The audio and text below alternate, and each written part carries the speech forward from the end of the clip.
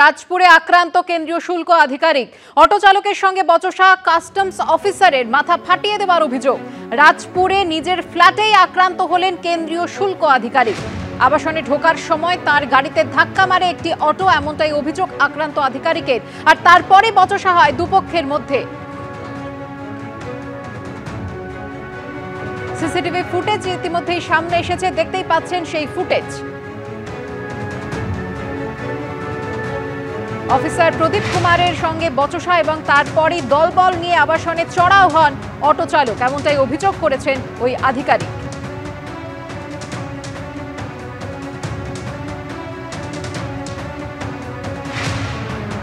Auto চালক এবং সেই সঙ্গে দলবল নিয়ে হাজির হয়ে যান সেই অটো চালক আবাসনে, যে আবাসনে থাকেন কেন্দ্রীয় শুল্ক আধিকারিক। অটো চালকের সঙ্গে বচসা হয় আগে, কাস্টমস অফিসারের মাথা ফাটিয়ে দেওয়ার অভিযোগ উঠেছে।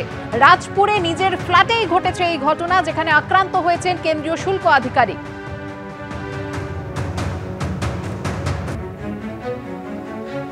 আক্রান্ত কাস্টমস অফিসার আবাসনে ঢোকার সময় তার গাড়িতে ধাক্কা মারে একটি অটো, এমনটাই অভিযোগ করেছেন ওই আধিকারিক। তারপরে বচসা হয় দুপক্ষের মধ্যে, আর সেই বচসার পর দলবল নিয়ে আবাসনে চড়াও হন অটো চালক।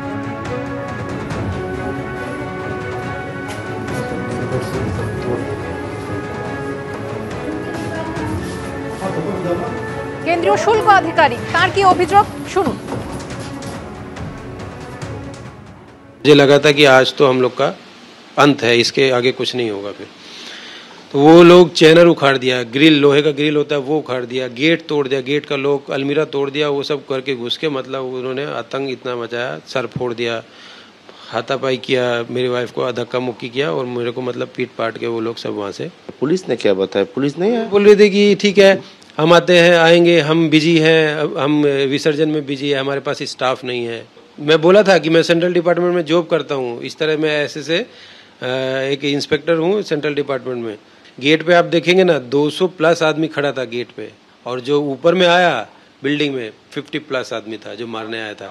गेटेड सोसाइटी में घुस के एक रेपुटेड ऑफिसर को इस तरह से मारना, मैं तो समझता नहीं कि ये सेफ है। সবথেকে বড় যেটা অভিযোগ, যে তিনি যেটা অভিযোগ করছেন যে ঘটনার সূত্রপাত যখন হয় ঘড়ির কাঁটায় 9:50, সেই সময় সামান্য একটা বচসা, রাস্তায় তিনি গাড়ি নিয়ে যাচ্ছেন, তিনি হচ্ছেন জিএসটি এবং কাস্টমসের ইন্সপেক্টর, এবং তিনি যখন গাড়ি নিয়ে নিজের আবাসনে যাচ্ছেন সেই সময় একটি অটোর সঙ্গে তার বচসা হয়। রাস্তায় সামান্য একটা বচসা, গাড়ি ওভারটেক করা নিয়ে, অটো ওভারটেক করছিল বা গাড়ি ওভারটেক করছিল সেটা নিয়ে। তার পরবর্তীকালে সেই বচসা এমন জায়গায় গিয়ে পৌঁছালো যে প্রায় 100 থেকে 200 জন চলে এলো এই অভিজাত আবাসনের মধ্যে। আবাসনের যে নিরাপত্তা রক্ষীরা গেট বন্ধ করে রেখেছিল, সেই গেট জোর করে তারা খোলায়, এবং তার পরবর্তীকালে একেবারে আবাসনের যে 4 তলা, লিফটে করে সেই 4 তলায় উঠে যায়। যিনি অফিসার তিনি জানাচ্ছেন যে তারা কিন্তু আতঙ্কিত হয়ে পড়ে, যখন একেবারে ফ্ল্যাটের দরজা বন্ধ করে কোলাপসিবলের গেটে তালা দিয়ে ঘরের মধ্যে আটকে ছিলেন, তখন কিন্তু কোলাপসিবলের গেট তারা ভেঙে সম্পূর্ণ উপড়ে দেয়, দরজায় লাথি মেরে ফ্ল্যাটের দরজার লক ভেঙে দেয়, ভেঙে দিয়ে ঘরের মধ্যে যায় এবং ওই ইন্সপেক্টরকে মারধর করে। শুধু তাই নয়, তার ফ্ল্যাটের মধ্যে তছনছ করে। এবং সবথেকে মারাত্মক যেটা অভিযোগ তিনি করছেন, যে তিনি হচ্ছেন ঘটনার যখন সূত্রপাত হয় ঘড়ির কাঁটায় 9:50, তখন তিনি পুলিশকে ফোন করেন যে এমন একটা গন্ডগোল হচ্ছে। তার পরবর্তীকালে যখন আবাসনের বাইরে লোক জমা হতে শুরু করে, এবং সেই সময় কিন্তু তিনি পুলিশকে ফোন করেন যে তার আবাসনের মধ্যে এরকম চড়াও হতে এসছেন অনেকে, যে পুলিশের সাহায্যের জন্য। তার অভিযোগ যে সোনারপুর থানায় যখন ফোন করা হয়, পুলিশ জানায় যে তারা বিসর্জনের কাজে ব্যস্ত রয়েছে, এখন সেই মতো ফোর্স নেই, দিতে পারবে না।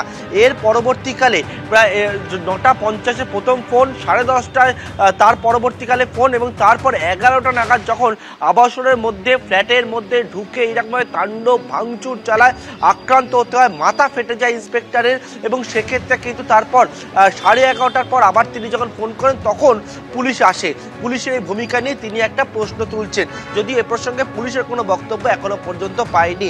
ঘটনার সূত্রপাত কি থেকে? ঘটনার সূত্রপাত সামান্য রাস্তায় একটা বচসা, তিনি গাড়ি নিয়ে যাচ্ছিলেন এবং সেই গাড়ির সঙ্গে অটোর যে ওভারটেক করা নিয়ে গন্ডগোল, এবং তার রেশ এমন জায়গায় গিয়ে পৌঁছালো যে আবাসনের মধ্যে ঢুকে এরকম তাণ্ডব চালালো।